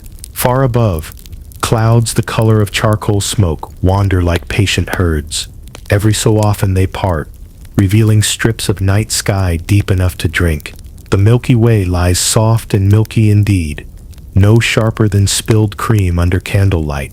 You tilt your head and find the familiar drip-drip of Perseid dust, streaking the darkness, each shooting star no louder than a pin dropped on a thick felt rug.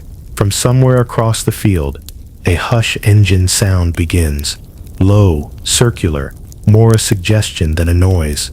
It might be wind sliding through pine boughs, or grain stalks hissing in sympathy, or perhaps the beating of cloth wings, Policarpo biplanes idling far off, waiting to slip into enemy lines. The note holds, then fades, then returns, each pass gentler, as though whispered by a throat too modest to wake the wheat. Roll your shoulders once more, and let them fall. Feel the upper spine settle like a book placed carefully on a shelf. Breathe in to a count of 4. Hold for 2. Breathe out for 6. With each exhale, imagine scattering a handful of down feathers into the tall grass. Watch them drift. No need to chase. At the edge of your vision, a firefly pops alive. Single warm spark, then another and a third. Soon the meadow hosts dozens, blinking in irregular cadence, like villages of tiny lantern keepers, trading slow messages across invisible roads. Each glow raises faint halos on stalks, enough light to outline dew beads clinging to spider silk. A long moment passes in which you notice, truly notice, how silent things can be when silence is allowed its full span. No footsteps, no engines now, only the faint tick of cooling stubble and the distant creak of the barn roof settling by fractions of an inch. Even your breath drifts lighter, slower, almost a suggestion. Somewhere overhead, an owl cuts across the dim 2 flaps, then long glides. Its shadow passes the barn door, then dissolves among far pines. A single mouse squeaks, hushed, then falls silent, accepting the dark's terms. You kneel and palm the ground. Soil retains afternoon warmth, yet a surface coolness gilds the skin, a gentle contradiction that makes hands ache pleasantly. Between thumb and forefinger, you lift a pinch of earth, rub it until it is dust again. A breeze lifts the grains, twirls them once, twice, and carries them into the dark where they vanish without drama. The faint engine note returns, a little clearer. 2 cylinders chug, pause, chug, then cut out entirely. The trademark of night bombers, throttling to glide. Nothing else, just a temperature drop that hints cloth wings pass above, unseen. Moonlight gains brightness as clouds thin further east. The barn's silver rectangle grows, reaches your boots, spills over. Invitation to step within. You do. Floorboards bend, but do not object. Dust motes whirl around your ankles, shining like mica in stream water. A smell of old hay and linseed oil greets your lungs, followed by faint gasoline, a memory more than a presence. At the barn's center lies an abandoned cartwheel, spokes cracked, hub iron stained orange. You rest a hand atop the rim and feel the wood's cool grain. For a heartbeat, it seems to rotate beneath your fingers, turning backwards in time, until wagons carried harvest under lantern glow, until fields knew only seasons, not sorties. Then it stills, imagination exhales. Listen, a reed warbler sighs once from the marsh beyond the tree line. 3 soft notes, final lullaby of the night. Fireflies begin shutting lanterns one by one. Even the moths circle lower, wings brushing the floor of light, as if tucking themselves in. Breathe out all remaining tension. Slow, smooth, long. Soon we'll climb with the night witches into moon-bleached air. But for now, remain grounded, barefoot, barn-sheltered. Let silence slip over your shoulders like a shawl woven from cool wind and residual warmth of soil. When next you blink, cloth wings will rise slowly from the treetops, and the meadow will watch them drift east, noiseless as sleep itself. Cold air snaps at the skin, like linen, freshly wrung and hung in moonlight. You stand in an open farm lane near Novi Kalitvin, 1943, staring up at a sky washed thin as skimmed milk. Somewhere above, a faint hum wavers, 2 cylinders turning at half throttle, then nothing at all. Silence expands until even your pulse seems loud. Then, out of that hush, a soft whoosh whoosh begins, air folding around canvas wings, sliding barely faster than the owl that escorts them.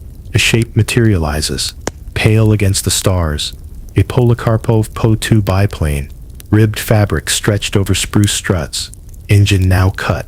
The machine rides a shallow glide path, nose tipped earthward, at an angle so gentle, it feels less like descent than surrender to gravity's lullaby.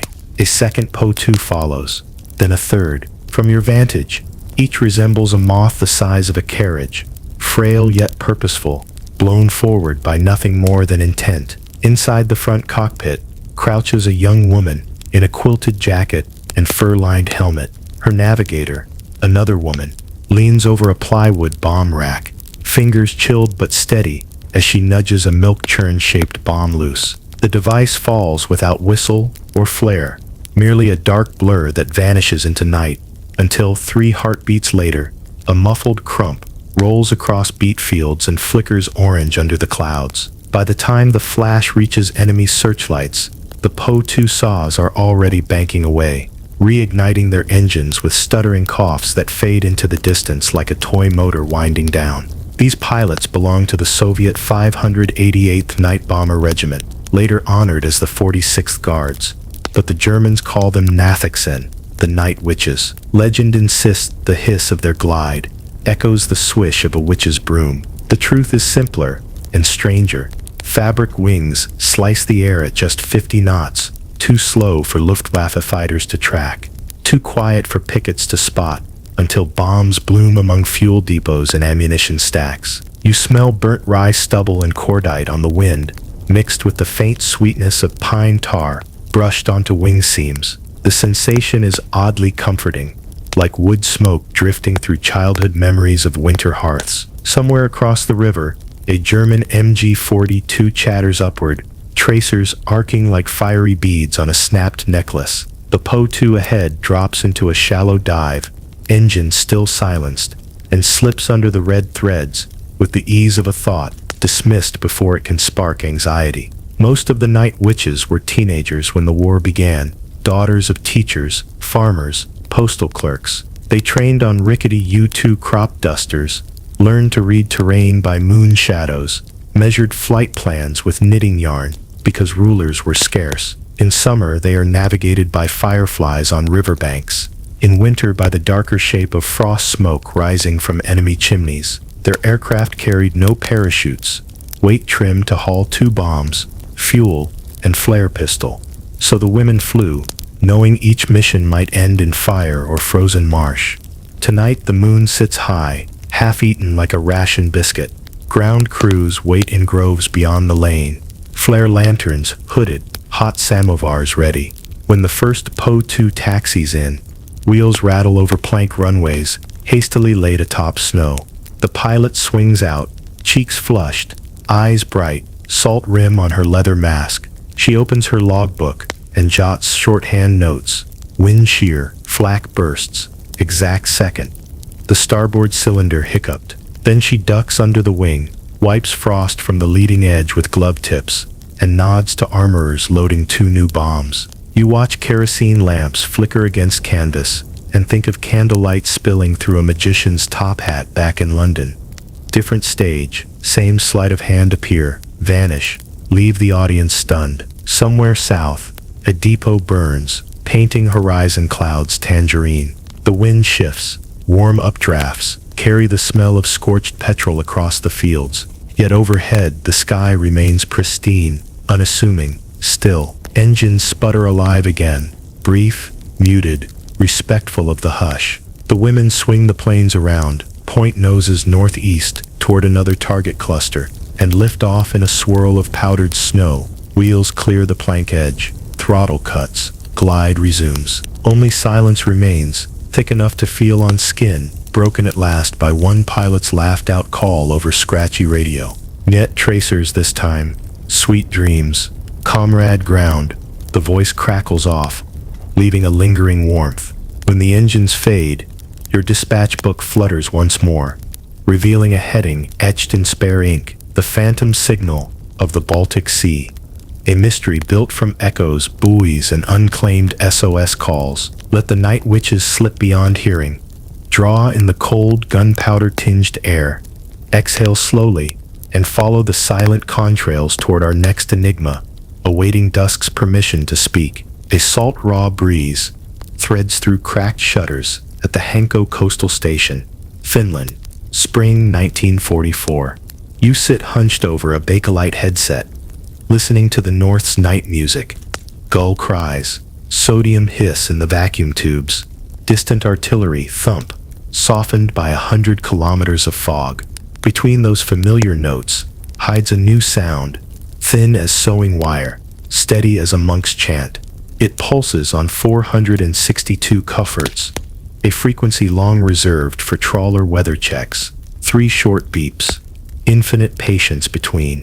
They start at dusk, end at dawn, then vanish for days, only to return a few degrees higher up the dial. No call sign, no cipher header, just that metronome of nerves. Operators along the Baltic Rim swap rumors. A Soviet navigation beacon, a U-boat wolf call, perhaps a damaged buoy whose battery refuses to die. Yet each theory snags on a fact. Why migrate frequency? Why skim precisely along civilian bands the moment storms knock fishing radios offline? Tonight the signal glows crisp on your cathode scope, a neat vertical dagger punching through background static. You adjust the regenerative coil, just a hair, and the tone widens, becoming a faint low hum behind the dots, like wind pushed through cello strings. Across the room, paraffin lanterns sway, tails of flame doubling in chimney glass. They answer each beep with a tremor, as if the air itself feels summoned. You log times, strengths, bearings, direction-finding loops, peg the source, somewhere between Gotland and the Courland coast. Open water, no listed buoys, no transmitting icebreakers. A Swedish operator named Nilsson overlays his bearings on a sea chart and mails you a penciled X.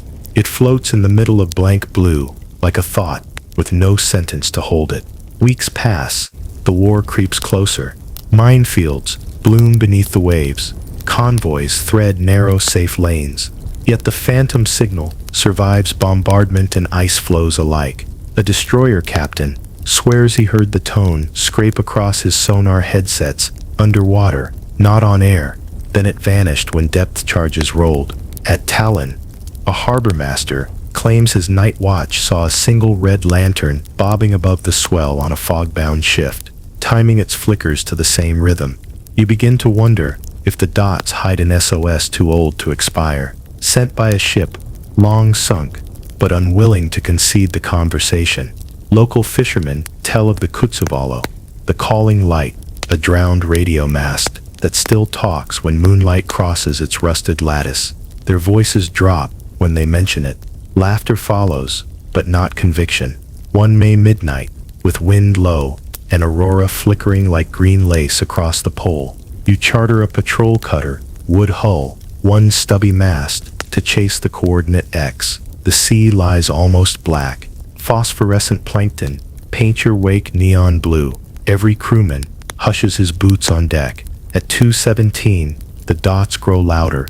Headset diaphragm rattling gently against your ear. Up in the wheelhouse, the compass card wobbles. 3 degrees off. Correct off again. The mast whistle, normally a cheerful drone, lowers to a moan and stays there, as though air thickened. Searchlights slice the dark. Nothing, no buoy, no wreck marker, only a mild shimmer where cold eddies meet warmer runoff. You lower a hydrophone. The dots echo below, fainter but present, as if stitched into the water's very skin. A marine technician suggests metallic resonance from a scuttled sub's battery array, trickling charge through seawater. Perhaps. But then why does the tone drift frequency each month?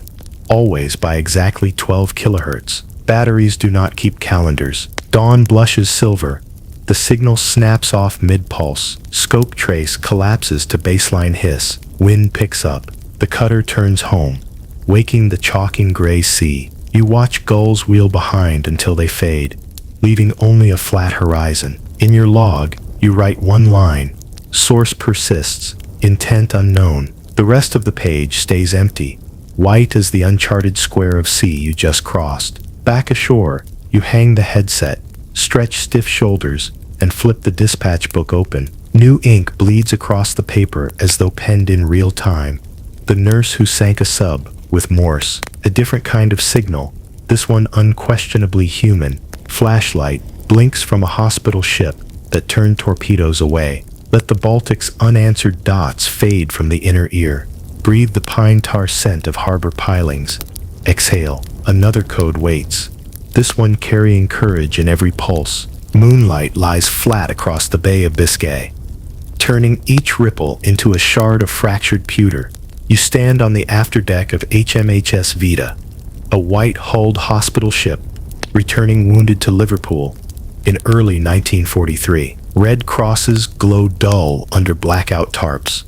Portholes wear felt shades. Even whispered orders sound padded, as if spoken through wool. Somewhere far astern, a diesel throb surfaces, faint, rhythmic, much too steady to be waves.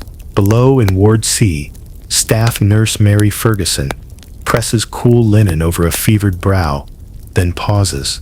The hum reaches floor plates, a tremor in bone, rather than ear. She has known that pulse since childhood nights by the Clyde. It is submarine engines, cycling from surface idle to attack power. The Vita sails unescorted. Her only shields are the Geneva crosses, and the conscience of whoever stalks her wake. Mary climbs the companionway, coat flapping, breath icing in the Atlantic wind. On the bridge, the signalman wipes frost from binoculars, eyes wide. Dead ahead, a shape lifts, sleek, dark, moon-rimmed. A conning tower. Crew silhouettes cluster around a deck gun, still covered with spray tarp. They have surfaced close enough that even the gentlest shot would find its mark. Wireless sparks to life, captain calling code groups to Admiralty. But Mary knows radio static can feel like bait to U-boat ears. She reaches for the Aldi's lamp. Instead, a handheld lantern fitted with shutter paddles, used to blink Morse across night water. Her fingers mirror training drills. ... The timeless SOS. She pauses, then adds a message in clear text. Red Cross ship. Wounded aboard. Hold fire. Light spills in tidy bursts, silver bouncing off fog crystals. Seconds later, the U-boat flashes back. Clipped answer. Under orders. Move boats. Be prepared to be boarded. Mary bites her lip. The rules say hospital ships may be searched, but her patients lie in traction frames that cannot handle a transfer. She keys again. 150 BD fast. Surgery today. Cannot move. BD. She ends with the international code, a single blue-white blink, meaning humanitarian request. BD. The reply is long in coming. Engines aft shift pitch, low to lower, as the sub drifts into Vita's wake. Crewmen on the bridge hold breaths. Orderlies in wards press fingers to lips. Mary keeps her lamp trained on the tower, pulse sinking with each shutter click, though her hand trembles in 2 degrees Celsius wind. At last the tower flashes, inspecting by periscope. Do not alter course. The deck gun crew vanished below. The hull slides beneath, leaving only a slick, like spilled ink. For 20 minutes nothing breaks the water, but moon flecks and Vita's own churned foam. In Ward C, a boy from Durham whispers, "Is it over?" Nobody answers. Then, 3 quick flashes from the starboard quarter. Proceed. God watch. The Morse for God surprises Mary. Doctrine rarely quotes heaven. She blinks back a single T, naval shorthand for thanks, then lowers the lamp. Engines fade, dissolving into the ordinary hiss of propellers on distant trade routes. No torpedo wakes. No boarding party grapples rails. The only explosion is the sudden release of held breath among bridge crew. Later the captain notes in log, intercepted by enemy submarine, 137, HRS. Identification via Morse. No attack. He credits the outcome to clear weather and treaty respect. But those on watch know the treaty. Wrote inside Mary's steady pulse and the square of light she carved into Atlantic night. Dawn finds gulls circling the masthead, calling news of land, somewhere beyond fog. Deckhands scrub salt crust from lifeboat davits. Nurses check dressings in pink dawn glow. Mary pockets the Aldous lamps. Spent battery, deciding it belongs in her kit, like scissors and suture needle. She steps below, just as a patient stirs, asking if the sea grew calmer in the night. Much calmer, she answers, smoothing his blanket. You turn the dispatch book's final leaf. Ink forms slowly, as though the page itself exhales words. Back to the meadow of paper tanks. The coming story knots every thread. Facts, heroes, mysteries, into a quiet bow before the lullaby begins. Close the lamp's shutter in your mind. Feel its warmth linger on your palm, and let the engine hum settle low, steady, lulling as we coast toward midnight's gentle end. Dusk settles like fine dust over the same English meadow where our journey began. Though the light is softer now, amber shading toward lavender, you stand once more on dew-brushed grass, facing a line of inflatable Shermans, bowed slightly under their own rubber weight. The Ghost Army artists have packed their paint tins. The sonic crews have spooled their acetate tapes. Yet the field still hums with a memory of engines that never were. It is the quiet after applause, when stage lights dim and the set waits to be struck. You kneel, press a palm to the turf, half expecting it to vibrate with phantom treads. Instead, you feel only earth, cool, steady, patient. The same ground that accepted every story we have walked tonight.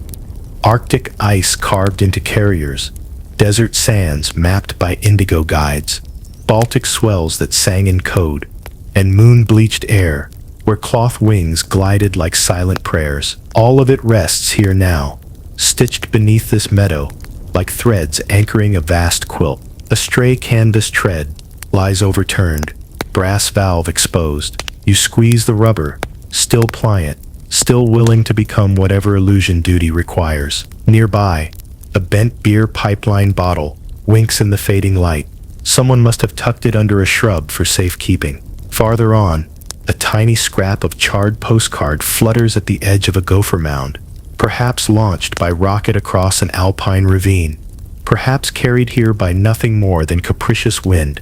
Each relic is small, almost invisible, yet together they weave a subdued chorus. We were stranger than fiction. We were real. Across the meadow, low mist begins to pool, creeping ankle-high, softening hard outlines, until even the cardboard turrets look marble solid, monumental in their stillness. A barn owl dips from a hawthorn, glides the length of the field, and lifts again without a wing beat, as if saluting unfinished stories settled in grass.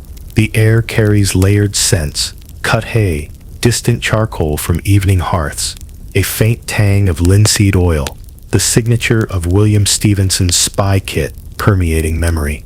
Each inhale feels like turning a page, each exhale closing one. You sense the dispatch book in your coat pocket, growing warm, though its pages lie still at last.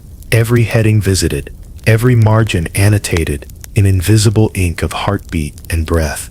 Lightning bugs flicker on cue, pinpricks that echo tracer paths and lantern sweeps alike, yet harm no one. Their rhythm reminds you of Nurse Ferguson's Aldous lamp. 3 short blinks, a pause, 3 more, a universal lullaby in Morse. Somewhere beyond the hedgerow, a locomotive horn floats through the evening hush. The note, long, low, familiar.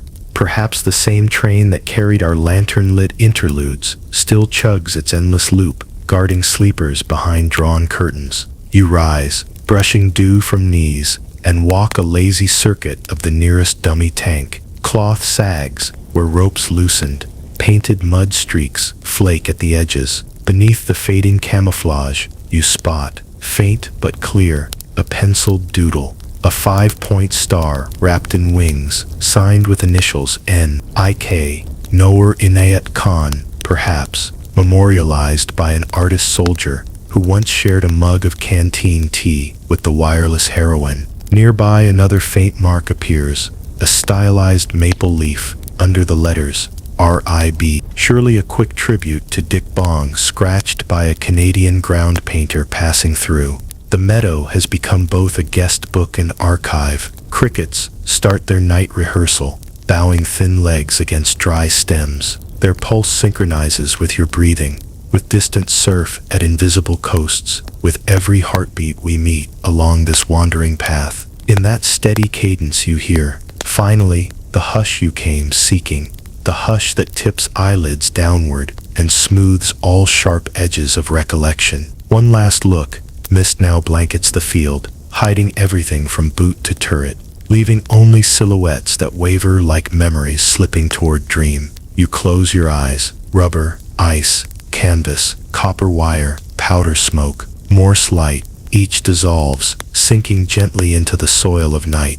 When you open them again, starlight has brightened overhead, and the dispatch book feels lighter, almost weightless, pages fluttering shut with a sigh. The meadow is ready to sleep, and so are you. Ahead lies the wind-down lullaby, a final murmured benediction that will tuck every tale beneath a quilt of quiet. Inhale once more. Grass, mist, distant chimney smoke. Exhale, longer, slower, softer than before. Footsteps fade, crickets continue.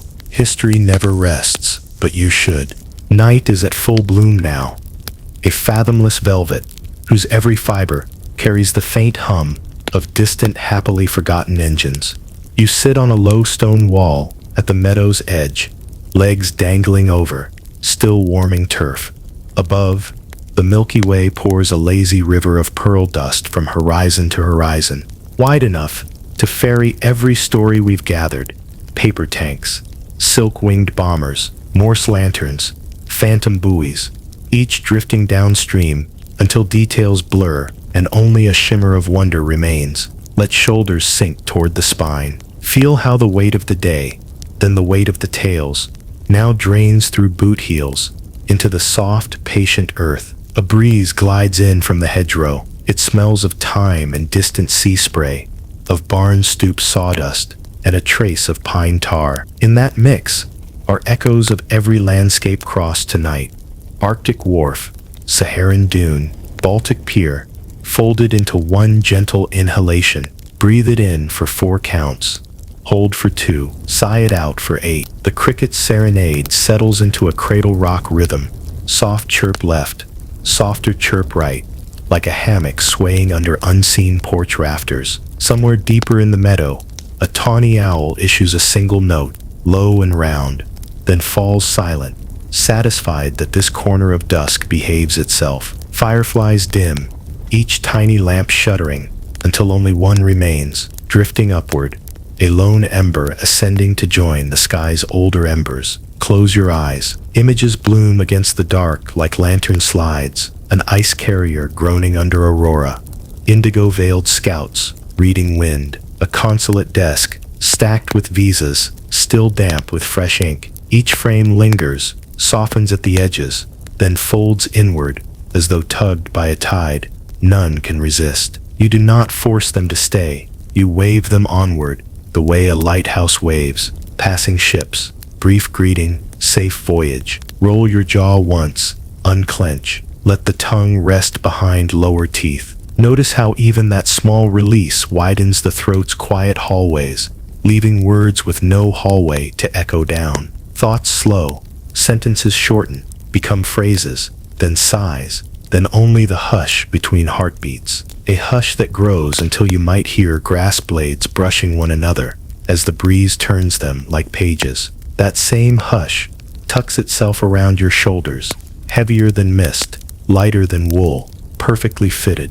It carries a final murmur that every odd fact, every unsung name, every lingering mystery is content to nap now, knowing it will be here tomorrow, patient whenever you wish to wander again. Feel eyelids drift downward, not a closing door, but sheer curtains easing together. Through their gauze, you still sense dim starlight, a reassuring nightlight left on by history itself. Breaths lengthen, deepen. Each exhale sounds a note lower than the last, until the lungs play one steady chord of calm. In the far distance, a train horn hums a farewell, 3 tones descending, perfect cadence to settle the score. You answer with silence. Somewhere beyond hearing, inflatable tanks sigh as dew cools their seams.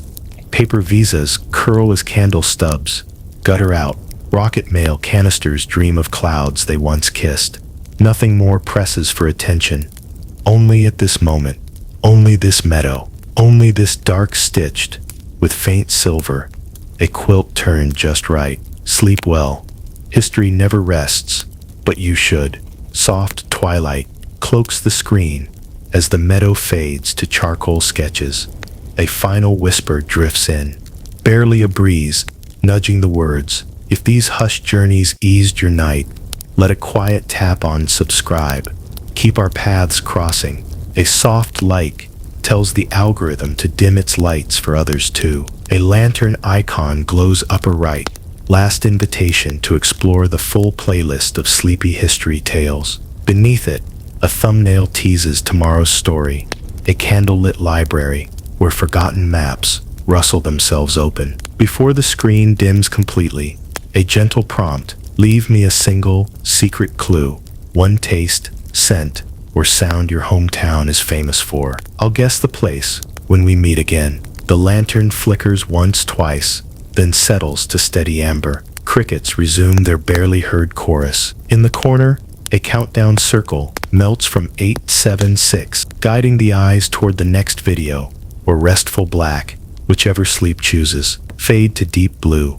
Text lingers. Sleep well. History never rests, but you should. Good night. Take care.